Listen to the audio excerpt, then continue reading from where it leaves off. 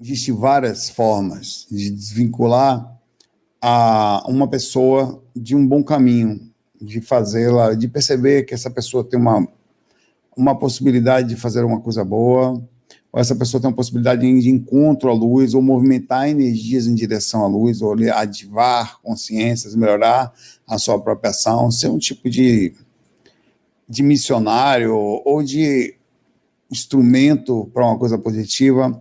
E esse é o tipo de assunto que tira muita gente na direção. Esse é um dos. Dentro desses tantos, nós temos o ego, a vaidade, o dinheiro, né? Que são termos que... Até me lembrei aqui uma passagem do Timóteo, em que ele fala sobre o amor do dinheiro, que é assim: pois o amor do dinheiro é a raiz de todos os males. Algumas pessoas, por cobiçar o dinheiro, desviam-se da fé e atormentam-se com muito sofrimento. Essa frase é perfeita, mostrando que a espiritualidade ela está embutida ali, o assédio sobre isso, o assédio sobre o desvio. Até porque é um contrassenso, se você parar para pensar, o assédio não é o tema de hoje, sobre o dinheiro, voltado a quem é espiritualista. Na verdade, não faz o menor sentido, mas é uma das coisas que desvia. E é um calor que dá um certo, que ele é queimado com a pólvora astral. A mesma coisa acontece isso aí. Eles pegam uma coisa que não existe e faz na gente? Não necessariamente. Eles entram pelas possibilidades abertas, pelas portas. Mas, às vezes, a coisa acontece muito forte e ela vai minando e vai trabalhar em cima até de questões de parâmetro psicológico. Expliquemos. Como funciona, que tipo de situação é essa que faz uma pessoa... que deveria estar andando na espiritualidade? Tem pessoas, como nós vimos muitas vezes nas igrejas, que fazem o voto do celibato, ou nós que somos espiritualistas, que fazemos o voto do equilíbrio emocional. Meio que não tem um voto direto feito, mas está contido aí aquela imagem de que uma pessoa espiritualista é uma pessoa que busca um equilíbrio emocional, ela é mais pacifista, ela tende a não ser uma pessoa... Isso no geral. Lógico que tem vertentes espirituais que são mais tranquilas quanto a isso. Nós temos vários lugares onde as pessoas eram mais até soltadas, passavam do limite, como algumas filosofias voltadas às questões do Osho, lá tem até um documentário um pouco polêmico na Netflix chamado Wild Country, que se você não assistiu, aconselho a assistir. É uma série, documentário, que fala sobre algumas reações, inclusive essa liberdade da época, misturando com a época dos hippies, um monte de outras coisas, onde a sexualidade passava do limite, nem 8, nem 80, e é esse caminho que a gente tem que seguir. Os assédios especializados, eles têm objetivo, foco, eles não são brincadeira, e está conectado também ao último tema que nós falamos, que foi sobre portais. Os portais são abertos no seu quarto, ou nos lugares dentro, próximo a você, por causa de induções sexuais, e eles não são fáceis. Eu vou dizer uma coisa para você, não tem, anota bem isso que eu vou lhe falar, de todas as energias existentes, fora o assédio do abortado diretamente ligado à sua mãe, mas aí é visceral, mas eu estou dizendo, o ato de desvincular-se, o mais difícil é o sexual, de longe. O sexual é o único tipo de assédio onde você fica cansado, até de falar isso, em algumas mentes perturbadas, causam prazer, dá uma coceira no fiofó. Onde você fica perturbado, onde você é acessado fortemente, onde há e você sai cansado, onde você é amarrado e você tem prazer. Você apanha, dói e fala, ai, credo, que delícia. É o pior tipo de assédio que tem para sair.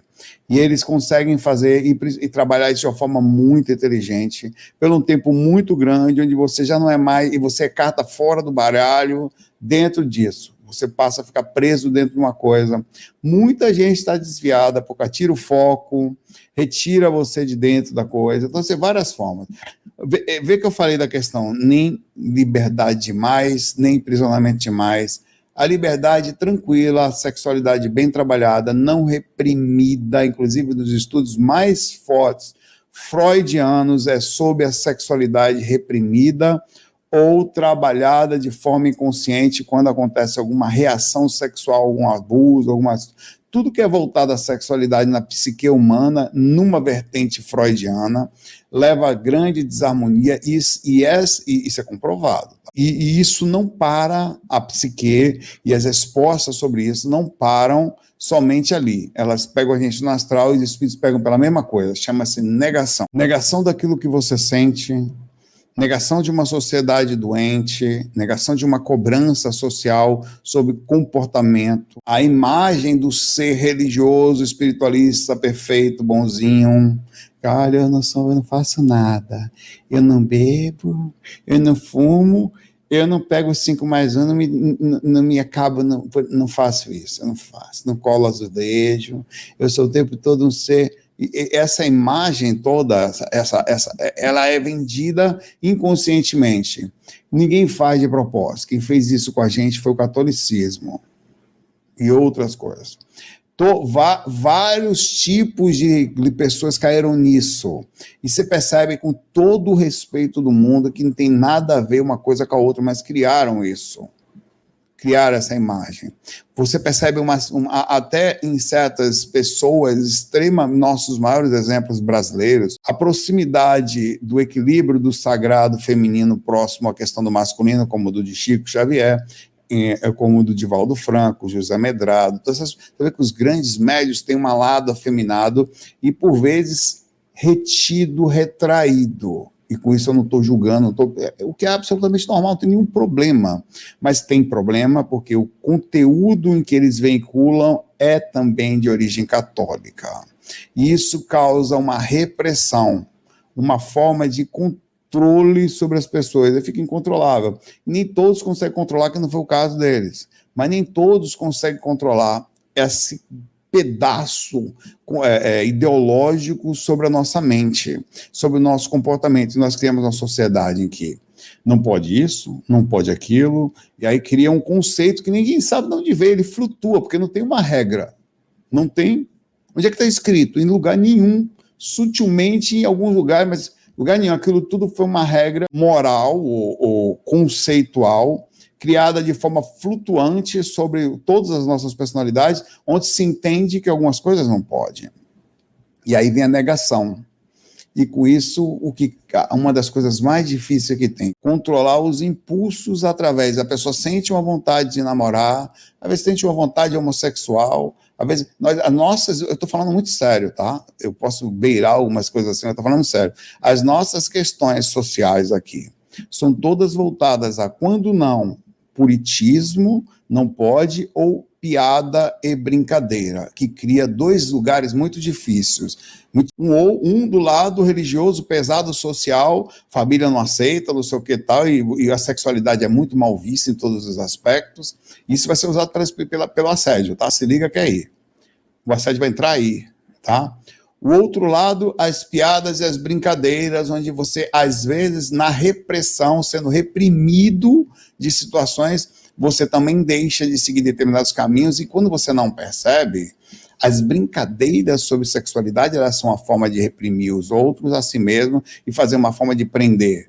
Porque você dá risadinha, todo mundo dá risadinha, todo mundo brinca, mas você está transmitindo para outra pessoa que, caso alguma coisa seja feita, você vai rir dela. Porque se você está rindo dos outros, ou você está fazendo uma piada sobre isso, isso está contido na nossa cultura e precisa começar a modificar.